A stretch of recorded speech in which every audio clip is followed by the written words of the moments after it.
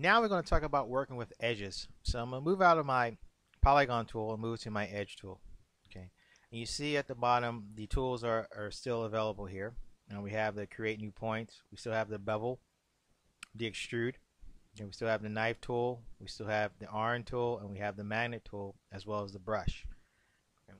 So I'm going to go and I'm going to show you a couple of things with the knife tool. Okay, so here's my knife tool here.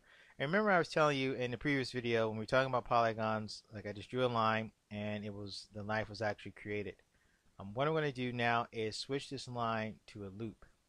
Okay, you see something else happens now. You see that now when we connect to a base of a line, you see we see a couple of things, loops are actually occurring. So what it's doing now is projecting, where if I click, where these new edges would be located onto the polygon model. Okay, so let me go down here. Just want to edge loop this here. Okay. And you see I can go around and it's going around the model. So it's not just one side with the knife tool it's clicking, but around. And I can zoom in and show you on this arm here. Or better yet, here's a good arm. Okay, so see right here I have this is the baseline that's selected, and then it shows you the loop. So I can go in, loop that. Okay. You see how many faces I'm adding in here just from this edge loop control now. So now I can go in and select these number of faces and move them across. Okay, so I can hold down my shift key and click and select. Now when you want to do this, it's best to go to your live selection tool and you want to do a couple of things. You can even do a polygon selection, you can do a lasso, or you can do a rectangle selection. For edges, I like to use rectangle because I can draw a rectangle.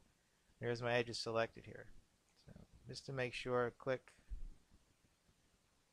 And it's going to be kind of hard, so you have to zoom in and select your edges to make sure they're selected, because you see the gizmo is actually hiding them also. So I can select that. Cool, there.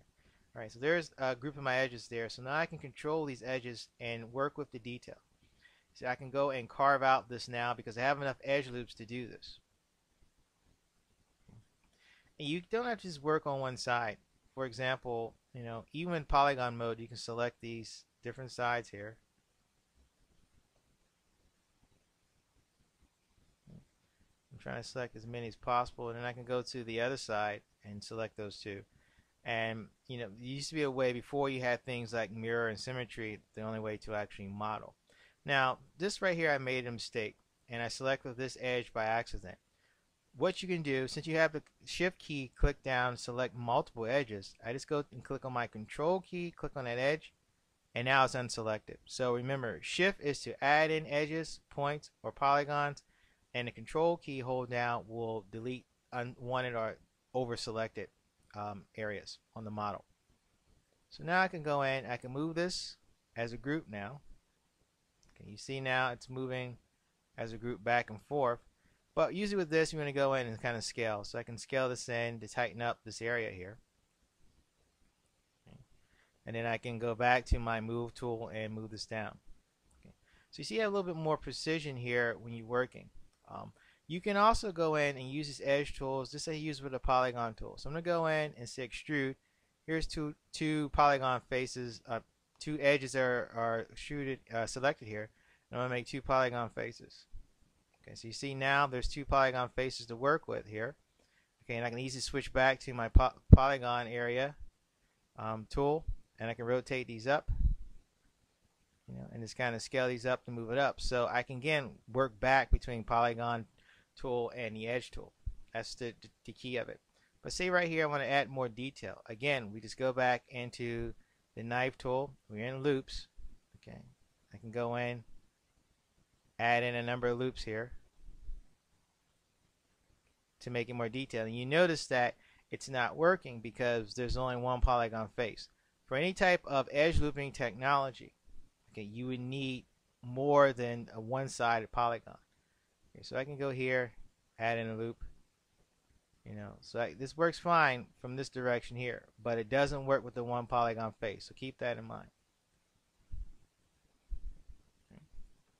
And I can go in and do a bevel also, so I can switch in and bevel this out. Okay, now the bevel you really can't tell because pretty much you don't really need to bevel in. You can just go in and scale in to taper in the edge of the edge loop or the edge to a smaller area that you want to work with. Now the weld tool, you see now it's working with the edges. Okay, so this is the two edges I have selected here. Okay, and I want to weld this together. So I'm going to click on this point down here. Okay, you see what happens. The face disappears because I'm welding it all together. Okay, let me try another one here. Okay, and you see now what I did was took that end point and welded it to this part of the model. This is great for when you're working with areas like, for example, when we were making this part here on the back when it was in supposed to be an eyelid, and you have too big of a hole. You can always weld those points in together to connect them into another part of the model. So you see that this is how the weld tool actually works a lot better to get your edges and points welded in to more detail. Now another thing is the slide tool. You want to slide edges or points, and this is very good because you can go in, you can move this point down. So you don't have to really take your transformation tool and slide it down because you see, it's a little bit more bulky in movement. You want to use the slide tool because the slide tool will kind of even this out. You see that the geometry is not affected. It's just the area or the location of the loop or the edge that's now been moved and selected. And again, the more edges you have, the more detail you can actually work with. Let's go back to our brush tool. You see we can grab on and point to the edge. And you see the brush tool works in any of the surface tool modes. If the edge is selected, it works fine. If a polygon face is selected, it works fine. Okay, so you can always switch back and forth to these tools to make them work. The iron tool, same thing. We iron it in and make sure it's more concrete to the model. But you notice that it's pulling this edge back to the model surface where we had it originally. So, you can have more control over the iron tool in polygon tool mode than you do with the edge tool mode. So again, the more control you have in modeling, the more detail your modeling will become. So again, I can go in, keep adding these edges. Use my knife tool. Keep adding them in. And I'm going to try this tool one more time. And see now, since it's connected, you see there's some volume there. Before there wasn't really volume. Okay. And you also make sure you have to have the tool selected. I think before I had the live tool selected or face selected behind. So usually if you have something selected behind, you notice that the edge loop tool really doesn't work. But now that we have nothing selected, we can pretty much go in to free reign and make as many loops as possible here. And you notice that if the loop doesn't look right, the software doesn't create the loop. So it's kind of smart technology where it knows where a loop will actually work, but where it won't work at the same time. So we've talked about the polygon mode and we talked about the edge tool mode. And next we're going to go into the points mode to show how to add even more detail and to really carve into making three-dimensional models.